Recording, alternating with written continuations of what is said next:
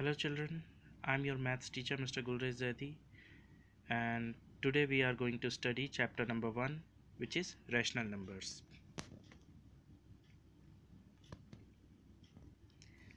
So a rational number is a number which can be written as a fraction. What is a fraction? You know that a fraction is numerator upon denominator. तो कोई भी number को हम fraction की तरह लिख सकते हैं. ठीक है, जैसे 3 है तो हम उसको लिख सकते हैं 3/1. तो ये एक रैशनल नंबर हो गया. रैशनल नंबर के कुछ और एग्जांपल्स दिए हुए 3/7 है, -2/3 है. मतलब कोई भी ऐसा नंबर जिसको आप फ्रैक्शन के रूप में लिख सकते हैं, जहाँ पे न्यूमरेटर कुछ भी हो, वेदर इट इज़ पॉजिटिव और नेगेटिव, इट डजेंट मैटर, और डिनोमिनेटर भी कुछ भी हो सकता है. ठीक है, इस बात से फ़र्क नहीं पड़ता कि वो पॉजिटिव है या निगेटिव है. ठीक है, तो rational number can be expressed in the form of p/q where q should not be equal to 0. मतलब डिनोमिनेटर जो है वहाँ पे 0 नहीं होना चाहिए, बाकी कोई भी नंबर हो सकता है. ठीक है, तो रैशनल नंबर पॉजिटिव भी हो सकते हैं और निगेटिव भी हो सकते हैं. इसके बाद आइए हम जानते हैं कि रैशनल नंबर में क्या खासियत होती है, properties of rational number. So the first property is if we multiply a rational number by any given number a, it means if we are multiplying the rational number by the numerator and denominator of rational number by a, numerator को भी हमने एक number से किया, denominator को भी किया multiply, so there will be no change in the rational number. अगर किसी रैशनल नंबर के न्यूमरेटर और डिनोमिनेटर दोनों को एक ही नंबर से मल्टीप्लाई किया जाता है, so there is no change in it. इसी तरह अगर हम डिवाइड करते हैं तब भी रैशनल नंबर में कोई बदलाव नहीं आता. ठीक है, स्क्रीन पर आप देख सकते हैं, ये आपका मल्टीप्लिकेशन का एग्जाम्पल है. यहाँ 9/-7 को 3 से मल्टीप्लाई किया गया है और हमें आंसर मिला है 27/-21. ठीक है, तो ये 27/-21 जो है, अगर हम इसको देखें तो ये वही सेम रैशनल नंबर है, क्योंकि एक ही नंबर से मल्टीप्लाई किया गया है, न्यूमरेटर और डिनोमिनेटर को, ऊपर वाले नंबर को और नीचे वाले नंबर को, इसलिए इसमें कोई बदलाव नहीं है. इसी तरह अगर हम एक ही नंबर से डिवाइड करते हैं किसी रैशनल नंबर को, then also there is no change in the rational number. जैसा कि आप स्क्रीन पे देख सकते हैं, -18/15 को 3 से डिवाइड किया गया है, the answer is -6/5. So there is no change. ये -6/5 और -18/15 दरअसल एक ही रैशनल नंबर है.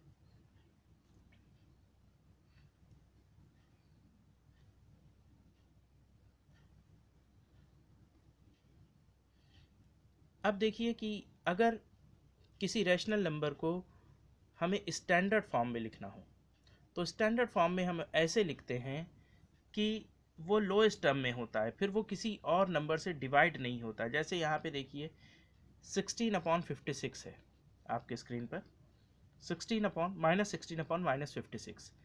ये दोनों ही नंबर 16 और 56 दोनों ही 8 की टेबल में आते हैं. तो अगर हम इस रैशनल नंबर को 8 से डिवाइड कर दें तो आंसर आ जाता है -2/-7, जिसमें से माइनस कट होने के बाद 2/7 बचता है. तो 2/7 इसका स्टैंडर्ड फॉर्म है, -16/-56 का स्टैंडर्ड फॉर्म है 2/7. तो इस तरह से कोई भी रैशनल नंबर अगर उसके न्यूमरेटर डिनोमिनेटर किसी एक ही नंबर से डिवाइड होते हैं, तो हम उसको डिवाइड करके उसको एक ऐसे फॉर्मेट में ले आएंगे कि फिर वो फर्दर डिवाइड ना हो. ओके चिल्ड्रन, और देखिए यहाँ पर अगर दो रैशनल नंबर दिए हों p/q और r/s. ठीक है, तो हम कैसे देखेंगे कि वो दोनों इक्वल हैं या नहीं. p/q और r/s. ठीक है, यहाँ पर आप देखें मेथड 2 में जो दिया हुआ है, इस जगह पर p/q और r/s. तो सीधा सीधा इसका तरीका ये है कि हम डिनोमिनेटर, जो दोनों नंबर के डिनोमिनेटर हैं, उनको दूसरी तरफ ले आएंगे. p को s से मल्टीप्लाई करेंगे और r को q से, और अगर ये मल्टीप्लाई करने पर हमको इक्वल मिल रही है चीज़, then we will say that these two rational numbers are equal. इसके बारे में अभी हम आगे के कुछ क्वेश्चंस में ज़्यादा समझेंगे। So now let us try some of the questions. Here on the screen is question number 1 from your exercise 1.1। आप देख सकते हैं -5/12 को नंबर लाइन पर रिप्रेजेंट करना है। ठीक है, तो फ्रेंड्स नंबर लाइन जैसे आप बनाते हैं बिल्कुल वैसे ही बनाएंगे, 0 1 2 3। लेकिन यहाँ पर इन 1 2 3 के नीचे सबके सभी नंबर्स के नीचे आप अपॉन 12 कर देंगे और इस तरह आप देख लेंगे कि -5/12 इस पोजीशन पे आ रहा है, जो रेड सर्कल से मैंने मार्क किया हुआ है। आप नंबर लाइन पे उसे मार्क कर देंगे। तो इस तरह के कुछ अलग के भी क्वेश्चंस हैं जो कि आपको ट्राई करने हैं। एक और क्वेश्चन मैंने आपके सामने कर रखा है आपकी टेक्स्ट बुक का। जो क्वेश्चन ये है कि क्वेश्चन नंबर 7 है, which is -7 whole number 1/5। So first of all हम लोग इसे मिक्स्ड फ्रैक्शन को इम्प्रॉपर में कन्वर्ट करेंगे, जो कि हो जाएगा -36/5। और आप देख सकते हैं कि इस नंबर लाइन पे -36/5 ये है। मैंने इसकी पोजीशन यहाँ एरो से नहीं मार्क की है, ये आपके लिए छोड़ दिया है। तो इन क्वेश्चंस को आप ट्राई करें। क्वेश्चन नंबर 2 पे आते हैं। इसमें आपको असेंडिंग ऑर्डर में कुछ न्यूमरल्स को असेंडिंग ऑर्डर में अरेंज करना है। न्यूमरल्स आप अपने स्क्रीन पे देख सकते हैं। -3 7/13, 16/39, -15/26 और -63/65। तो क्वेश्चन सॉल्व करने के लिए सबसे पहला स्टेप ये है कि हमें जो डिनोमिनेटर्स हैं, अब -3 के नीचे तो कोई डिनोमिनेटर नहीं है तो हम वहाँ पे 1 मानेंगे। ठीक है, डिनोमिनेटर्स मतलब कि जो नीचे के नंबर्स हैं जैसे 13, 39, 26, 65, इन सभी का हम एलसीएम निकालेंगे। आप अपने स्क्रीन पर देख सकते हैं यहाँ सभी नंबर्स का एलसीएम निकाला हुआ है। ठीक है, एलसीएम निकाल करके इसकी वैल्यू आ रही है 390। 390 आ रही है। आप सभी डिनोमिनेटर्स के नीचे 390 लिख देंगे। ठीक है, 390 लिख दिया। ठीक, अब जिस तरह से डिनोमिनेटर्स को चेंज किया गया है उसी तरह न्यूमरेटर को भी चेंज किया जाएगा। जैसे कि फॉर एग्जांपल आप देखिए कि -3 के नीचे डिनोमिनेटर था 1, तो नीचे 390 लाने के लिए हमें डिनोमिनेटर को 1 को 390 से मल्टीप्लाई करना होगा। तो इसी तरह हम न्यूमरेटर को भी 390 से मल्टीप्लाई करेंगे। जब -3 को 390 से मल्टीप्लाई करेंगे तो -1170 आ जाएगा आंसर। इसी तरह जो सेकंड फ्रैक्शन है 7/13, तो डिनोमिनेटर में 13 की जगह हमने लिख दिया है 390।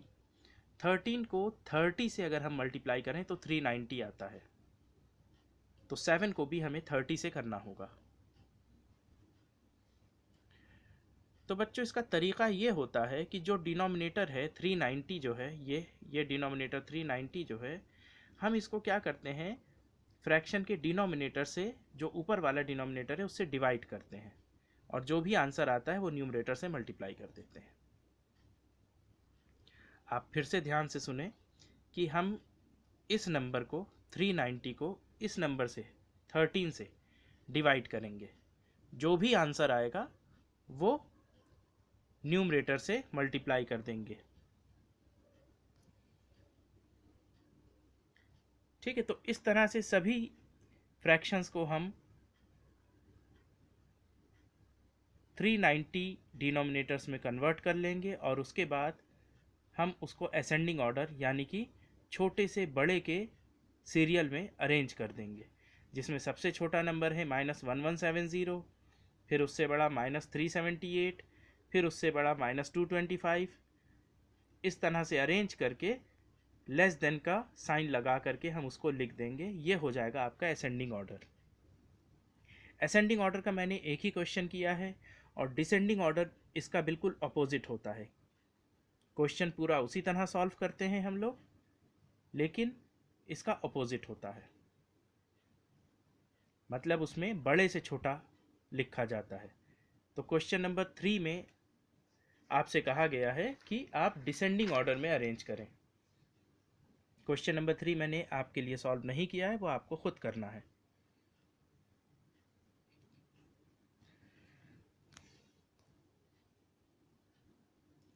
क्वेश्चन नंबर 4 में पूछा गया है कि कौन से रैशनल नंबर यहां पर इक्वल होंगे। देखिए आपके स्क्रीन पर यहां पर दो नंबर्स दिए गए, एक 19/37, दूसरा 16/111। तो फ्रेंड्स करना ये होता है कि हमें डिनोमिनेटर को दूसरी तरफ ले जाकर के मल्टीप्लाई करना होता है। 37 16 से मल्टीप्लाई होगा, ठीक है, आप एरो के निशान देख रहे हैं। 37 जो है वो 16 की तरफ जाएगा और 111 19 से मल्टीप्लाई होगा। 111 19 से मल्टीप्लाई हुआ और 37 16 की तरफ गया।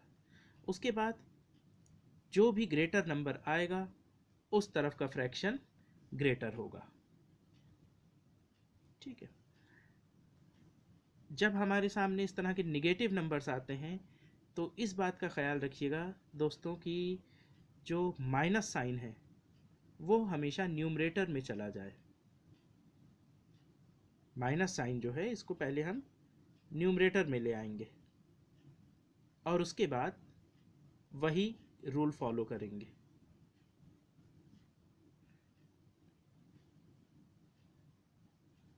-73 मल्टीप्लाई होगा 36 से, -19 मल्टीप्लाई होगा 108 से, और इस तरह जो भी आंसर आएगा उसमें ग्रेटर हम डिसाइड कर लेंगे।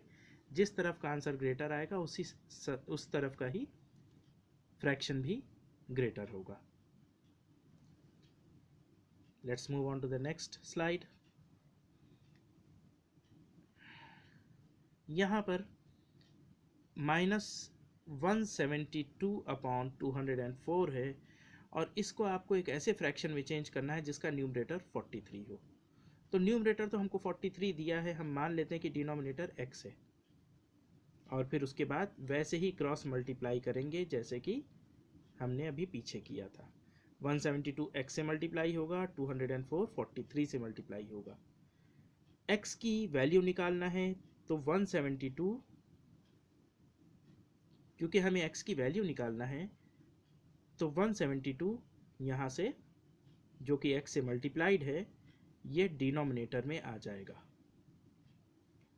और उसके बाद सिंप्लीफिकेशन हो जाएगा। सिंप्लीफिकेशन हो करके आंसर निकल आएगा।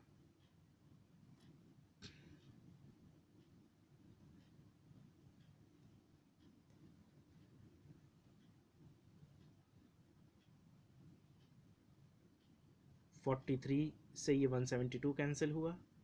43 मल्टीप्लाइड बाई 4 इज 172। फिर 4 से 204 कैंसिल हुआ। The answer will be 51।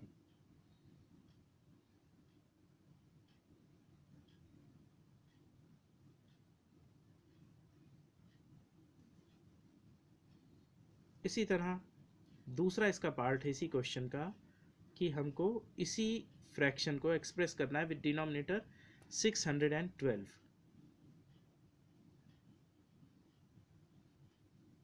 तो हम फिर से उसको फ्रैक्शन को इस तरह से लिखेंगे। यहाँ पर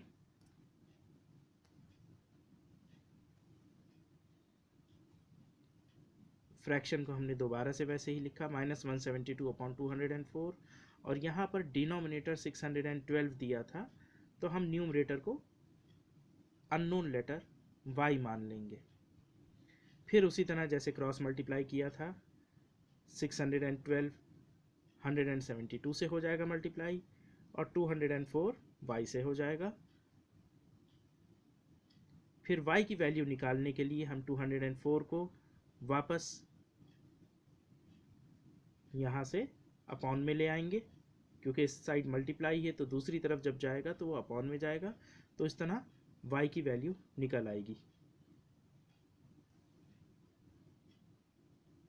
आपके स्क्रीन पर ये पूरा क्वेश्चन सॉल्व किया हुआ है।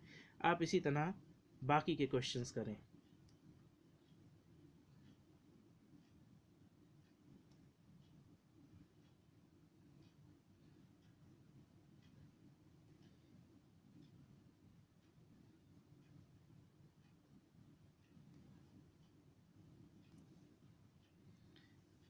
क्वेश्चन नंबर 7 की तरफ अगर बढ़ें तो इसमें भी बिल्कुल वही काम हुआ है। x पहले 3 से मल्टीप्लाई हुआ है cross, then after that to find the value of x, 3 जो है वो अपॉन में आ जाएगा, x will be equal to 15 upon -3, cancel होने के बाद x की वैल्यू 5 आ जाएगी। कुछ इसी तरह ये वाला क्वेश्चन भी हुआ है। x क्रॉस होकर के 57 की तरफ जाएगा, ठीक है, -19 मल्टीप्लाई बाय -105 होगा, x मल्टीप्लाई होगा 57 से, ठीक है। तो इस तरह आगे सिंप्लीफाई हो करके आंसर आएगा 35।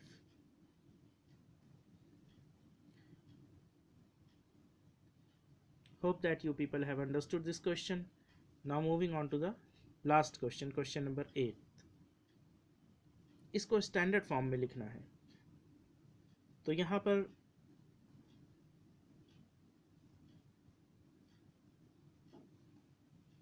पर आप देख सकते हैं पहला क्वेश्चन 8 होल नंबर 2/17। तो यहाँ पे उसको हमें चेंज करना होगा। 17 को 8 से मल्टीप्लाई करेंगे, उसमें +2 करेंगे, तो इस तरह से मिक्स्ड न्यूमरल जो है वो इम्प्रॉपर में चेंज हो जाएगा। 138/17 is the answer. Coming to the next question, -399/603। ये दोनों ही नंबर 3 से डिवाइड हो सकते हैं। तो हमने 3 से डिवाइड किया और 3 से डिवाइड करने के बाद आंसर आ रहा है -133/201। आप सिंपली डिवाइड करने की बजाय आप इसको डायरेक्टली कैंसिल करके भी लिख सकते हैं इस तरह से। -133 इसका आंसर आ गया अपॉन 201, कैंसिल करके भी लिखा जा सकता है। सो फ्रेंड्स, आपकी एक्सरसाइज 1.1 जो है वो कंप्लीट हो जाती है यहाँ पर, ठीक है। वीडियो देखने का बहुत बहुत शुक्रिया, and I request you people to please subscribe it and press the bell icon for notification. अगर वीडियो सब्सक्राइब ना हो तो आप मुझे इन्फॉर्म करें स्कूल के व्हाट्सएप नंबर पे, then we will have further discussion. तो एक्सरसाइज 1.1 के जो रिमेनिंग क्वेश्चंस हैं वो आप सबको करके रखना है। Good bye.